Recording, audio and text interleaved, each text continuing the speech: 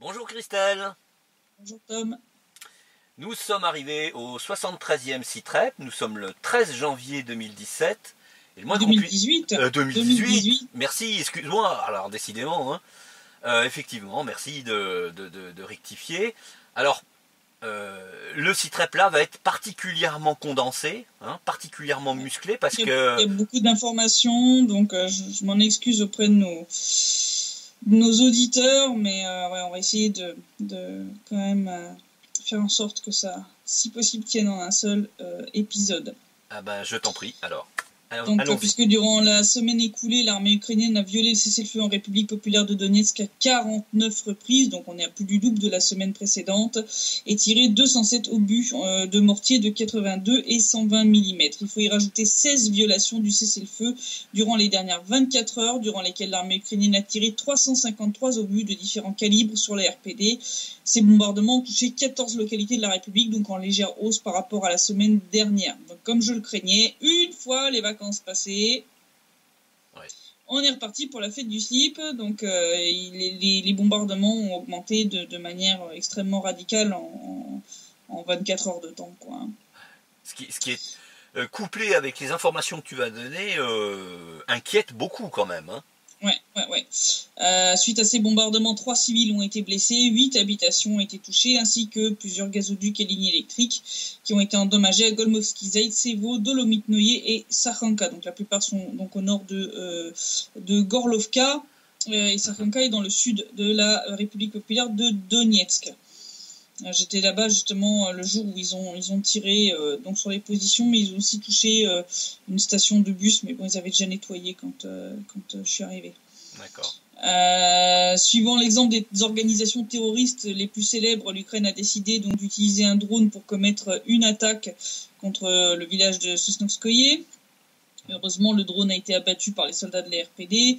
Plusieurs morceaux du drone ont été montrés par Basourine lors de son rapport de situation hebdomadaire hier. La tête explosive a été détruite carrément sur place par détonation. C'est trop dangereux de la déplacer. La cible du drone semble avoir été le transformateur qui fournit l'électricité à tout le village. Je rappelle, détruire une infrastructure vitale, et les lignes électriques en font partie, ou les transformateurs électriques aussi, ça s'appelle un crime de guerre. Hein. Ouais, je veux dire, c'est des infrastructures civiles. Comme en Syrie, hein, je veux dire, la fameuse attaque en essaim de drones, de Khmeimin et de la base de logistique de Tartus. Voilà. C'est la même technique. Ah, mais bon, à part ça, ils n'ont pas le même patron, tout va bien. Oui, c'est signé. Moi, j'appelle ça, c'est signé. Voilà. Une autre provocation grave de la part de l'armée ukrainienne a été déjouée le 10 janvier, lorsque Edouard Basourine a annoncé que nos unités de reconnaissance avaient détecté la présence de 4 systèmes de Buk M1 lors d'exercices de l'armée ukrainienne à Krasnoye, à l'ouest de Donetsk. Lors de ces exercices, les soldats ukrainiens se sont entraînés à chercher, détecter, capturer et traquer des cibles aériennes avant de les abattre. Le commandement de l'armée de l'RPD a craint, bien entendu, que ces missiles Buk ne servent à abattre un drone américain avant d'en faire porter la responsabilité à l'armée de l'RPD. Mais du fait que le plan a été complètement dévoilé, eh bien, les systèmes de missiles ont rapidement été déplacés ailleurs, ce qui nous a été confirmé par la population locale. D'où l'importance. Edouard Basourine a d'ailleurs remercié pour leur courage de nous transmettre les informations de ce type.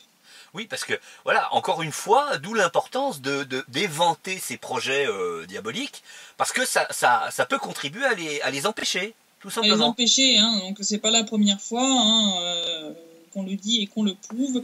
Le fait de dévoiler ces opérations sous faux drapeau à l'avance peut permettre de les empêcher totalement. Concernant tout ce qui est perte de l'armée ukrainienne, eh bien on constate de plus en plus le gouffre qui sépare les chiffres réels des chiffres officiellement annoncés. En moyenne, la moitié des morts, à peu près, est dissimulée par le commandement ukrainien. Ainsi, les pertes de décembre 2017 sont de 37 morts, quand le quartier général de l'opération antiterroriste, soi-disant, n'en annonce que 18. La situation est la même si on prend les chiffres des 6 derniers mois. La différence se situe entre 2 et 2,5 fois moins. Ainsi, officiellement, 83 soldats sont morts, alors qu'en réalité, ils sont au moins 191 à avoir péri.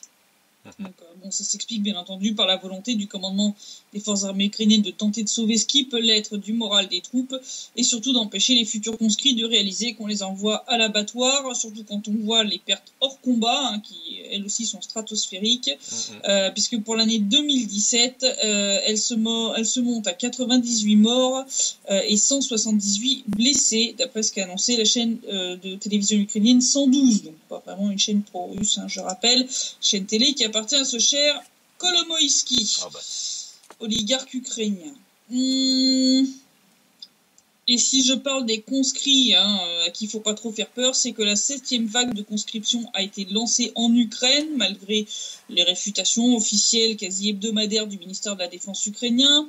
Mais bon, les faits sont têtus et montrent que, comme dans la région de Kharkov, hein, les préparatifs de cette vague de mobilisation ont déjà été lancés. Les autorités sont en train d'évaluer combien de jeunes elles vont pouvoir envoyer dans la broyeuse à viande qui est l'opération antiterroriste. Le but des autorités de Kiev est d'obtenir un maximum de conscrits venant des régions de l'Est du pays, c'est-à-dire les régions qualifiées comme étant les moins fiables, comme Kharkov, Dnipropetrovsk, Kherson, Odessa, ainsi que les régions de Donetsk et de Lugansk qui sont contrôlées par Kiev. Hein, le but étant de remplir les quotas de mobilisation et va essayer de mêler les habitants de ces régions à leurs crimes, hein, et puis de les éliminer par la même occasion. Comme ça, pour eux, ça leur fait moins de séparatistes potentiels. C'est diabolique, hein, c'est cynique et diabolique. C'est immonde. C'est immonde. C'est vraiment immonde. On avait parlé précédemment, hein, de ces décisions américaines de fournir des armes létales à l'Ukraine et du scandale que cela a provoqué. Et il semble que là c'est un des membres de Bellingcat, Arik Toller, qui a révélé sur son compte Twitter qu'en fait, ça fait déjà 6 mois que le régiment Azov, et non le bataillon, hein, comme lui il l'écrit, a déjà reçu des armes létales américains. Il a dit, je cite, « Il y a beaucoup de bruit autour du fait que les États-Unis ont accepté de vendre des javelines à l'Ukraine, mais il y a déjà des armes létales fabriquées aux États-Unis sur la ligne de front du Donbass avec le bataillon Azov. » Il a expliqué qu'il s'agissait de lance-grenades que les combattants d'Azov ont de manière sûre en leur possession depuis au moins juillet 2017. C'est pas vraiment une source pro-russe, Bellingcat, hein. Je rappelle, ce truc est financé par l'OTAN quand même, hein. Les États-Unis. Donc hein, ça veut bien dire que entre ce qu'ils disent officiellement et ce qu'ils font officieusement, c'est pas la même, hein. Ça renforce la provocation contre Moscou, ça. Ça veut dire que c'est une façon de dire. Ben voilà, on officialise, on fournit des armes létales. Voilà, on vous met devant le fait accompli. Bon, je pense que la réponse de la Russie ne va pas être piquée des hannetons. C'est ça. Surtout que si on regarde la situation politique, la Rada devrait commencer sa session plénière le 16 janvier avec l'examen du projet de loi sur la réintégration du Donbass, donc ce sera la semaine prochaine. C'est ce qui a été rapporté jeudi par le député du Parti radical Igor Popov. Donc il a expliqué que ce serait le premier sujet qui sera abordé mardi par la Rada, donc l'examen du projet de loi sur la désoccupation, soi-disant, hein, sauf que je rappelle que le Donbass est occupé par personne, donc c'est la 2e lecture de la loi. Il a bien sûr mentionné un certain nombre d'amendements qu'il qualifie de fondamentaux, comme ceux qui font référence à la mention de la Crimée, hein, qui devrait donc passer lors de cette 2e lecture. Il pense que la discussion va se prolonger certainement sur l'ensemble de la journée de mardi et que ce sera donc le sujet principal des débats parlementaires de la Rada ce jour-là. Donc je rappelle que cette seconde lecture a été reportée à plusieurs reprises. Normalement, il était prévu de l'examiner avant la fin de 2017 en 2e lecture, mais il y avait un tel nombre d'amendements qui avaient été déposés que c'était littéralement impossible. Je rappelle que le projet de loi qualifie les territoires des républiques populaires de Donetsk et de Lugansk de territoires occupés, la Russie d'occupant et fixe officiellement la notion d'agression russe. Les mesures de réintégration de la région sont réduites à un scénario de force, donc à une récupération militaire de la région et une pression politique et diplomatique sur la Russie. Lors de la première lecture, toutes les références aux accords de Minsk et aux procédures qui s'y rapportent avaient été bien sûr exclues du document. Un certain nombre d'experts, même ukrainiens, ont déjà exprimé leur opinion sur le fait que cette loi ne ferait que retarder et compliquer le règlement pacifique du conflit dans le Donbass. Ouais, c'est un doux euphémisme. C'est un doux euphémisme pour dire qu'en gros, Ça revient à avaliser la relance de la guerre. Absolument.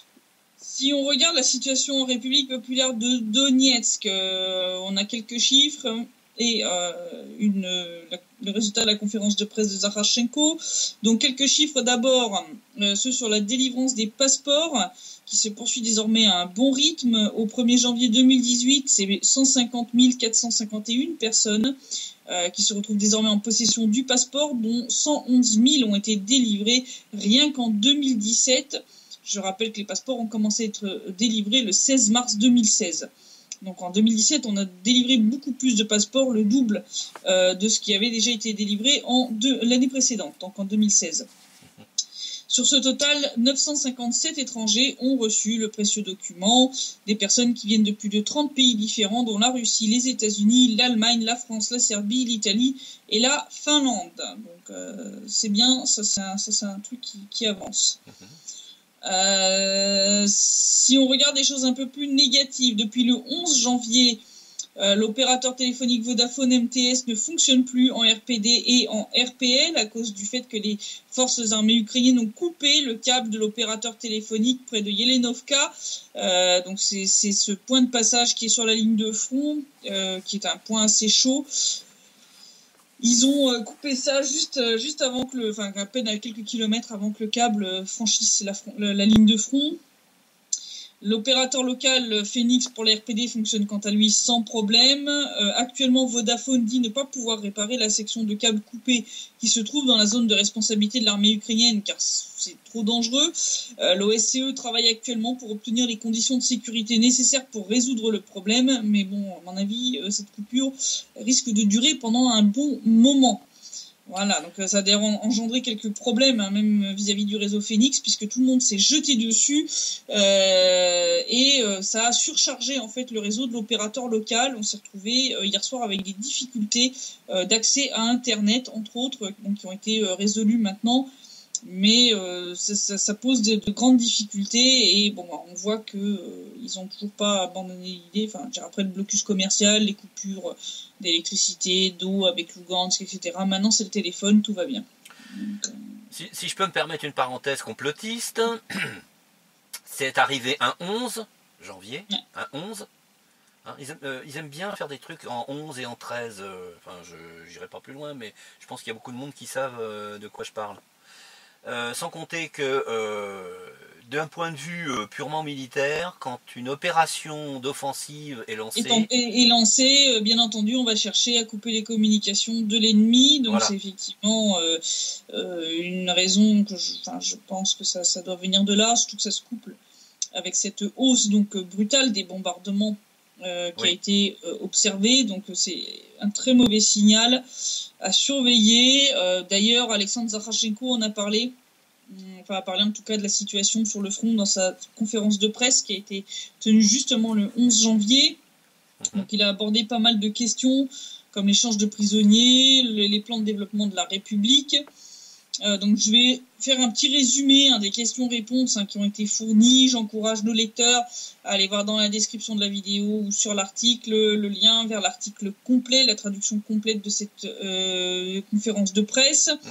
Il y a eu une question entre autres sur la visite du président de la République d'Ossétie du Sud, Anatoly Bibilov, qui est venu en RPD là il n'y a pas très longtemps. Donc il lui a été demandé quel était le but de cette visite et si de nouveaux accords avaient été conclus. Donc Zakharchenko a répondu qu'effectivement Anatoly Bibilov était venu avec le ministre de la Défense d'Ossétie du Sud pour discuter et préparer un certain nombre de documents qui devront être approuvés par le Conseil populaire de l'RPD et le Parlement d'Ossétie du Sud, entre autres concernant la coopération dans le domaine militaire, mais aussi la coopération dans le secteur bancaire a été discutée. Donc d'après ce qu'a dit Zakharchenko, ces deux documents devraient être signés prochainement. Donc ça c'est très important, c'est deux questions très importantes, ça sera à suivre. Il a ensuite été discuté de l'échange de prisonniers et des impressions d'Alexandre Zakharchenko sur cet échange qui a eu lieu et si la deuxième phase avait déjà été lancée. Zakharchenko a été extrêmement critique en signalant que l'Ukraine a trompé tout le monde puisque le nombre de personnes qui a été échangé n'est pas conforme à ce qui avait été discuté avec Vladimir Poutine et le patriarche Cyril. Il y a beaucoup de choses à faire. La plupart des gens nous ont été rendus sans documents. Ils ont été rendus dans un état de santé lamentable. Beaucoup sont toujours à l'hôpital. Et ils ont besoin aussi de soutien psychologique. Hein, parce que certains ont passé plusieurs années en prison. Donc il y a beaucoup de choses à faire. Et la deuxième phase est pour l'instant pas très bien partie, puisque pour l'instant aucun accord, aucune donnée préliminaire n'est parvenue à la RPD. Hein, en plus, il manque toujours donc des personnes qui étaient prévues lors de la première phase. Donc Daria Morozova, la médiatrice aux droits de l'homme de la RPD, a été chargée de soulever cette question lors des réunions des groupes de contact à Minsk. Donc je rappelle, la prochaine réunion devrait avoir lieu normalement le 18, donc la semaine prochaine. Il a rappelé que l'Ukraine avait cet échange assez en travers de la gorge, qu'ils ont essayé de le perturber, comme je l'avais indiqué dans mon article sur ce sujet, entre autres en ne respectant pas le fait de bloquer le trafic civil dans la zone de l'échange. Ils ont créé un énorme embouteillage. Zakharchenko a déclaré que la RPD ne s'attendait pas à une telle mesquinerie, même de la part de l'Ukraine, donc c'est pour te dire. Donc pour lui, sur base de tout ça, Zakharchenko pense que la prochaine étape ne sera pas pour bientôt, et que les négociations seront très difficiles, puisque l'Ukraine ne fait pas preuve de bonne volonté pour l'échange au format tous contre tous. Il a rappelé que Kiev avait la mémoire un peu courte et a oublié que pendant un bon moment, la RPD rendait régulièrement des centaines de prisonniers sans échange, c'est-à-dire sans contrepartie. La RPD a laissé rentrer à la maison tous les garçons de 18 ans des conscrits qui avaient été capturés entre autres dans les poches d'Ilovaïsk et près de Chartiorsk et de Torez, parfois 150 à 200 personnes qui étaient rendues à chaque fois. Et il dit que maintenant l'Ukraine pinaille pour rendre nos soldats. Et puis l'autre point qu'il a soulevé, c'est qui l'Ukraine rend à la RPD et à la RPL. Parce que ce qui était demandé avant tout, normalement, c'est des prisonniers de guerre. L'échange au format tous contre tous, normalement, ce sont des prisonniers de guerre. Or, on s'est retrouvé à récupérer plein de gens qui étaient en prison simplement pour ne pas avoir caché leur opinion sur le régime de Kiev, qui, pour lui, bien sûr, mérite le respect et d'être libéré, mais c'est pas des prisonniers de guerre. Il a même déclaré que l'Ukraine envoyait même des listes de personnes qui étaient simplement détenues pour vagabondage. Là, c'est n'importe quoi. Enfin, je veux dire. Ça laisse craindre en fait que bon nombre de prisonniers de guerre aient été assassinés durant la torture. Oui, qu'ils soient morts, soit sous la torture, soit en prison. Parce que beaucoup, on les a récupérés vraiment dans un état. Moi, j'en suivais un certain nombre, dont Yaroslav, un jeune homme de Lugansk. Bon, une fois rentré, il est passé par la case hôpital. Il se retrouve plâtré pour plusieurs semaines parce qu'en fait il avait eu la jambe cassée, mais ça s'était mal remis parce qu'il n'avait pas été soigné. Enfin bon, donc là maintenant on est obligé de le soigner a posteriori et de réparer les dégâts. Et il n'est pas le seul, beaucoup sont dans ce cas.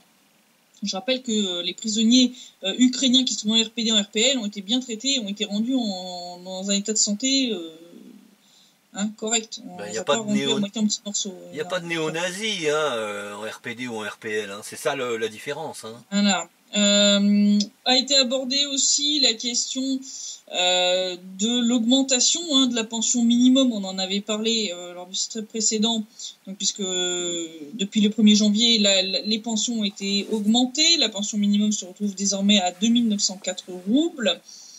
Donc il a été demandé à Zakharchenko s'il y avait d'autres plans pour améliorer le bien-être des citoyens. Zakharchenko a répondu par l'affirmative en disant que non seulement les retraites, mais aussi les prestations pour les familles avec enfants et le personnel militaire retraité ont également été augmentées. Il a rappelé qu'il y a déjà eu plusieurs augmentations des retraites et autres prestations sociales. Il a rappelé que le but était de construire un État à vocation sociale dont la tâche principale est bien entendu d'aider et de soutenir les citoyens qui sont dans le besoin.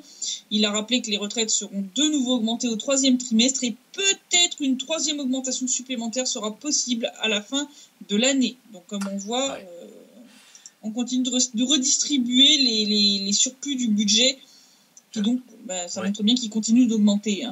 Je pense que même dans l'état actuel des choses, c'est-à-dire même sous régime de guerre, il y a un bon nombre de Français qui doivent nous voir, nous écouter, qui commence à certainement avoir envie de quitter le pays pour aller dans le Donbass parce que... bon, en l'état actuel de 1900 roubles, ça fait pas grand-chose comme retraite, mais on voit bien que la dynamique n'est pas complètement contraire à celle qu'on voit actuellement en France et en Europe de manière générale avec les mesures d'austérité. Ah bah oui.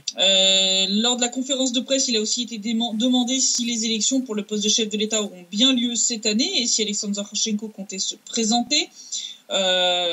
Zakharchenko a répondu par l'affirmative pour les deux, donc les élections auront lieu, puisque à l'automne 2018, Zakharchenko terminera son mandat de 4 ans. Contrairement à ce que certains ont raconté, Zakharchenko ne prolonge pas son mandat d'1 an. La durée du mandat sera augmentée après la prochaine élection. Ils ont augmenté, le Parlement de la RPD a augmenté le mandat de chef de l'État de 4 à 5 ans, mais ça sera valable seulement après les prochaines élections, donc elles auront lieu cet automne, et Zakharchenko se présentera à sa réélection. Il faut savoir que comme en Russie, le chef de l'État ne peut pas être élu pour plus de 2 mandats consécutifs. Concernant tous les projets de développement économique, donc il a été demandé à Alexandre Zakharchenko sur quelles industries les investissements seront faits, quelles seront les industries prioritaires. Alexandre Zakharchenko a déclaré qu'il s'agissait de la construction de machines, la métallurgie, l'industrie minière du charbon et l'agriculture. Mais il a expliqué que dans la situation actuelle, n'importe quelle sphère de l'économie est prioritaire puisqu'il faut développer et relancer partout. Parfois, il faut même construire depuis zéro. Entre autres sur l'agriculture, il dit qu'il y a encore beaucoup d'attention à apporter cette année pour continuer les processus qui ont été lancés. Il faut construire une agriculture totalement nouvelle. En métallurgie, on a été confrontés donc au blocus, aux difficultés d'approvisionnement en matières premières, mais tout ça est en train d'être résolu. Concernant l'industrie minière, l'extraction de charbon a atteint les volumes d'avant-guerre, donc on est revenu à la situation en termes de production de ce qui était avant le conflit, donc ça c'est quand même énorme. Ça veut dire qu'en 4 ans de temps, on a rattrapé les destructions, même pas en 3 ans de temps, les destructions qui ont été faites par la guerre. Donc on va continuer les travaux pour augmenter la production et le développement des entreprises d'extraction du charbon. Donc il a dit, pour lui, il est impossible de distinguer une ou l'autre industrie et de tout miser dessus. Pour lui, tout doit être résolu ensemble, dans un ensemble cohérent et pas individuellement, industrie par industrie. Il a aussi parlé de la situation sur la ligne de contact, entre autres le bombardement récent des faubourgs de Gorlovka. Il a clairement déclaré que la situation est compliquée, que c'était une situation de pré-combat. Pour lui, si le temps glacial, puisque là les températures sont redescendues en dessous de zéro, se maintient au moins 2 semaines, pour lui on peut s'attendre à de nouvelles provocations de la part de l'Ukraine. Il a évoqué la situation à Kiev avec d'énormes tensions que le président Poroshenko ne peut pas résoudre et que pour lui, le seul moyen de Poroshenko de régler les problèmes, c'est d'intensifier le conflit dans le Donbass pour distraire la population. En tout cas, il a rappelé que l'armée de l'RPD se tient prête et seront capables de repousser toute attaque de l'armée ukrainienne. Il a rappelé qu'une telle attaque serait la dernière de la part de Kiev. Donc voilà, donc j'encourage nos auditeurs à aller regarder le lien complet de l'article pour avoir vraiment toutes les réponses détaillées et d'autres questions qui sont un peu plus mineures que je n'ai pas abordées. En Ukraine, pendant ce temps-là, ça va de mal en pis puisque l'Union européenne a refusé d'octroyer un prêt de 600 millions d'euros à l'Ukraine en raison du non-respect par Kiev de 4 des 21 conditions d'octroi de cette aide économique. Bruxelles a de nouveau appelé Kiev à créer d'urgence une cour anticorruption. Et donc pour l'instant, il n'exclut pas la possibilité d'octroi d'un nouveau prêt à l'Ukraine. Bon, faut vous rappeler que Poroshenko avait été mendié en personne auprès de Juncker, de nouveau une aide financière, puisque l'Ukraine est dans une situation économique catastrophique. On en a déjà parlé à de nombreuses reprises. Je rappelle qu'en 2015, l'Union européenne avait approuvé donc un programme d'aide financière pour l'Ukraine pour un montant de 1,8 milliard d'euros qui expire fin janvier.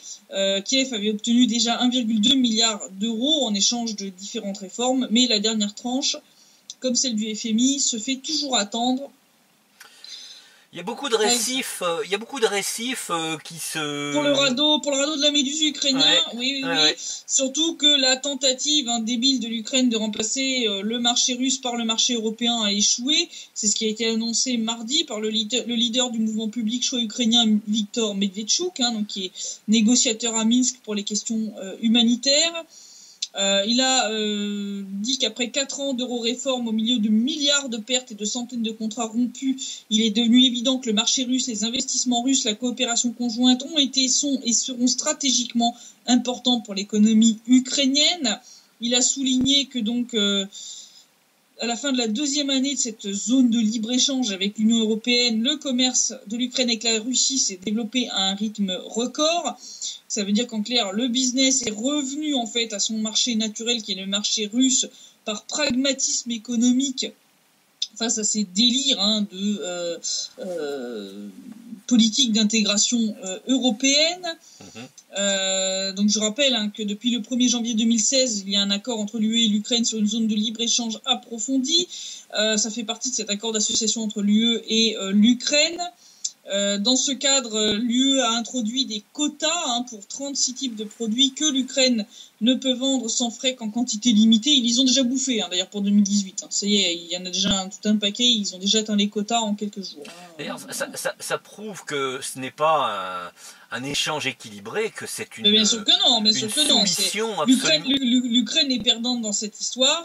Alors, ce qui est intéressant... je finis juste, des droits à l'importation sont institués. Donc, en fait, il y a juste une petite quantité de marchandises qui peut passer sans taxe de douane, et puis tout le reste est taxé comme d'habitude.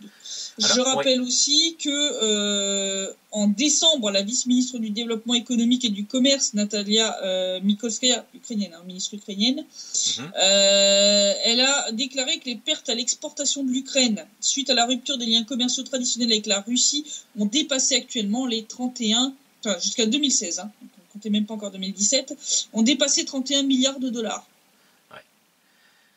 Non mais, il faut rappeler que le premier Maïdan, enfin le Maïdan du début 2014, a été provoqué parce que Yanukovych, qui devait avait refusé refusé cet accord d'association parce qu'il avait calculé que ça n'était absolument pas rentable. J'appelle d'ailleurs nos auditeurs à aller ne pas hésiter à aller regarder le film d'Oliver Stone, Ukraine on Fire, donc qui est en anglais. Il y a des versions aussi sous-titrées françaises qui traînent.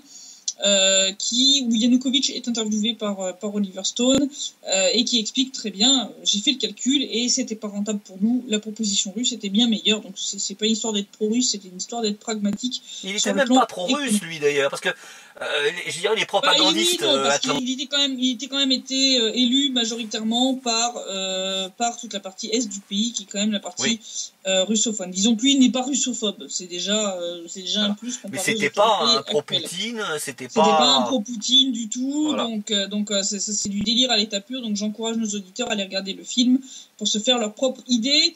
Le gouvernement ukrainien est tellement dans la mouise qu'il manipule à tour de bras les données socio-économiques pour embellir ses résultats, selon des experts qui ont commenté les résultats de 2017 lors d'une conférence de presse mercredi. L'année 2017 a vu 2 tendances fondamentales en Ukraine, à savoir un ralentissement économique avec une croissance de seulement 2% contre 2,3% en 2016 et une inflation croissante. Ainsi, pour ces experts, l'inflation s'élevait à 14,4% alors que l'État annonce à peine 8,1%. Mais l'inflation réelle serait susceptible d'être encore plus élevée car les statistiques officielles ont sous-évalué les taux d'inflation en manipulant les méthodes de calcul qui ont été changées en plein milieu de l'année 2017. Ça rappelle le calcul de l'inflation en France aussi, oui, avec l'INSEE. Aux États-Unis aussi, où on change les produits du panier, où on en enlève un ou deux, et puis le tour est joué. Exactement. Il semble que le gouvernement ukrainien trompe délibérément les gens en disant que le niveau de vie augmentera en 2018, alors que le budget de l'État ne prévoit aucune indexation des allocations de retraite et que l'augmentation des prix semble inévitable sur la lancée actuelle.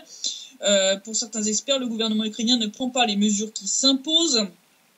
Un autre écart entre les déclarations du gouvernement et la réalité et la situation avec le salaire de subsistance, puisque l'inflation sera d'environ 18%, mais encore, ça serait peut-être même encore des chiffres sous-évalués. Et le déficit de la balance du commerce extérieur est appelé à augmenter cette année avec une hausse des prix intérieurs. Les produits ukrainiens seraient alors remplacés par des produits importés, ce qui aurait une incidence sur le taux de change de la monnaie nationale. Selon le directeur général de l'association ukrainienne des fournisseurs de réseaux commerciaux, les prix des denrées alimentaires en 2018 pourraient augmenter de 10 à 11% encore, alors que les gens ne voient ni leur salaire ni leur retraite augmenter, donc je te laisse imaginer. C'est un copier-coller avec ce qui se passe en France, hein. Voilà, donc dans cette situation, même des experts occidentaux commencent à envisager un nouveau Maïdan en Ukraine d'ici 2019. C'est ce qu'a déclaré Diane Francis de l'Atlantic Council à Washington, qui a dit que Poroshenko n'avait plus beaucoup de temps puisqu'il faudrait, pour en gros sauver ses fesses, qu'un tribunal anticorruption obtienne le règlement et la condamnation d'au moins 3 dossiers très médiatisés par le Bureau national anticorruption ukrainien d'ici aux élections du printemps 2019. Et beaucoup de réformes devraient être réalisées d'ici le début de cette année-là. Pour elle, si ces réformes ne sont pas mises en œuvre, alors à la veille des élections ukrainiennes, un nouveau Maïdan sera possible et recevrait un soutien massif de la communauté internationale pour virer les odieuses élites ukrainiennes. Je rappelle que ces odieuses élites, Madame Francis, ont été placées là par vos propres patrons. Voilà, je dis ça, je dis rien. Et la situation est telle, côté ukrainien, on a hésité à le mettre dans le pendant ce temps la Kiev, mais j'ai vraiment trouvé ça pas drôle. Que 6 personnes ont été arrêtées dans la région de Lugansk sous contrôle ukrainien, près de Zolotoye, pour avoir essayé de voler des morceaux de voies ferrées à l'aide de chalumeaux. Donc c'est le service national fiscal ukrainien qui a dévoilé ça sur sa page Facebook. Les voleurs donc, qui s'apprêtaient à vendre les rails au prix de la ferraille ont bien sûr été remis à la police nationale ukrainienne. Au moment de leur arrestation en flagrant délit, les malfaiteurs avaient réussi à découper et à charger dans un énorme camion crase près de 50 mètres de rails découpés en tronçons de 2 à 4 mètres de long. L'enquête a été ouverte bien entendu pour vol et destruction d'infrastructures. Donc voilà où les gens en sont. En France, on a déjà les vols de câbles en cuivre. Eux, c'est même pas les câbles en cuivre, c'est carrément les rails en acier. Je veux dire, là, quand on arrive là, tu vois bien qu'il y a un gros problème dans le pays. Pour que les gens ils en viennent à voler les rails pour les revendre au pot de la ferraille. On rappelle que les bois et les arbres sont pillés allègrement, les forêts sont déboisées à vitesse grand V, le trafic de l'ambre dans l'ouest et le nord-ouest de l'Ukraine est florissant, parce que sans ça les gens ils crèvent de faim. Voilà, donc c'est le développement de tous les trafics, le néo-féodalisme. Non mais l'Ukraine est en train d'imploser littéralement. Je rappelle que ce mois-ci aura lieu l'appel devant la Cour de Londres concernant la dette de 3 milliards plus les intérêts que l'Ukraine doit à la Russie. Je rappelle, donc ils vont très certainement être condamnés comme en première instance, et je sais pas comment ils vont rembourser. Ils sont dans la mouise, même dans les médias ukrainiens, donc tu vois de plus en plus des experts qui te disent que l'Ukraine fonce dans le mur et que là c'est vraiment très très mal parti. Les mentions d'un nouveau Maïdan se font de plus en plus insistantes, de plus en plus fréquentes, même dans les médias ukrainiens. Donc là ça pue, et donc je pense que la tentation de Poroshenko va être de relancer les hostilités ici pour distraire la population et essayer de rallier la population derrière une histoire d'agression russe inexistante pour empêcher que les gens n'exigent sa tête au bout du... C'est d'autant plus un risque élevé qu'il y a cette loi de réintégration du Donbass qui va pas tarder, qui va pas tarder à tomber. Donc voilà, situation à surveiller très très près. Moi j'ai fait des interviews de soldats à Sakhanka qui s'attendent tous à pas une attaque de grande ampleur, mais à une escalade sérieuse de la situation, ça oui, pour bientôt. L'objectif est de provoquer la Russie, hein. C'est ça l'objectif. C'est ça l'objectif. Les Américains sont prêts à faire crever sang et eau les Ukrainiens pour provoquer la Russie. Hein. Pour provoquer la Russie. De toute façon, ils n'en ont rien à foutre. C'est pas leur propre peuple. C'est comme ça qu'ils envoient les autres au casse-pipe. Comme d'habitude. Hein. Comme d'habitude. Donc voilà, donc situation à suivre quand même dans les semaines qui viennent avec cette loi de réintégration, avec cette hausse déjà très brutale des bombardements entre autres sur les zones civiles. Donc on peut s'attendre à une escalade assez proche de la situation et bon bah à suivre, voir est-ce que ça débouchera sur une véritable attaque. Est-ce que l'armée ukrainienne est même encore capable de le faire ou pas? Ça, c'est une autre histoire. Mais bon, je pense que là, la Russie tape de plus en plus du poing sur la table concernant la situation dans le Donbass et concernant les accords de Minsk. Mais d'ailleurs, le coup de poing sur la table, il a été donné tout dernièrement, justement, à cause de cette attaque en essaim de drones. De drones, voilà, où la Russie a dévoilé que potentiellement les explosifs qui avaient été utilisés pour équiper ces drones pourraient provenir d'usines ukrainiennes. Donc ça, ce serait quand même assez mauvais pour l'Ukraine. Entre ça, ces histoires de fusées nord-coréennes, ils ont pas fini d'être dans la merde à force de revendre tout et n'importe quoi à n'importe qui. Mais c'est sans doute que des intermédiaires, parce que c'est Washington qui a dû faire le chèque. Hein, c'est pas évident. Le chèque, très certainement. Donc voilà, situation à suivre de près. Et puis, bien entendu, comme on l'a déjà dit plusieurs fois, si la situation dégénère, on tiendra les gens au courant, enfin, en espérant que donc on n'aura pas de nouvelles grosses coupures de l'accès à Internet. Ça, voilà, faut croiser les doigts pour ça. Et donc, je te dis sinon à la semaine prochaine. Mais en tout cas, merci Christelle pour tes informations. Bon courage. Effectivement, j'espère que tu ne seras pas, parce qu'il reste un opérateur. Enfin, il suffit qu'il décide de passer à l'offensive, et là, le dernier qui fonctionne sera définitivement HS. Il y a des chances. Donc voilà, on espère que non, et on espère que ça va tenir. Mais donc voilà. Sinon, je te dis à la semaine prochaine pour le 74e site. Merci Christelle, à la semaine prochaine. Ouais. Au revoir. À la semaine prochaine, au revoir.